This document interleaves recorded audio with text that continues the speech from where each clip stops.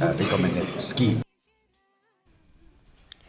Usambut Menteri Rung Bak Jela ba Presun Tensong Ulapin Bena ba Sorkar Jela kelap tha ya baro ki board district Penia district bakin pet thu bat kemi ki Briew ki bawan Rung Be-Aiñ sya ke Jela hadian ke jeng tha jo ke Sorkar Pedeng la thau ru ya ke kin hon tre kamban khangla ki Briew ki bomdon ki kot ki slaban wan chong shnong ha ke Jela ha ke ju ke por uba Tensong la kentat ya ke jeng tokit persya usambut Menteri Rung Ba uba sing bhalang dhar ubla sya keno ha ke HNLC bola bay tengkai ya ke tega seng lekno ke bala sya khang persya ulapan pau ke Sorkar kamla ban sedang gi jeng tokit tang dah ke bapit syong nong rim ha ki jeng keno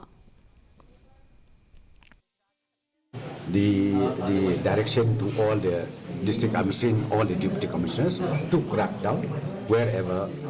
they suspect or wherever they receive inputs that they should be arrested immediately. Task force we do already. See, if you talk about the district task force that we already have, I think he has already given the statement that I have no such link or no such payment made. So what else we can do? I think that statement, I stood by his statement, and then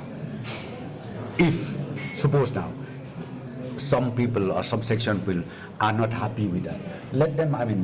they are free to find out some more information, whatever they want. Usambut Menteri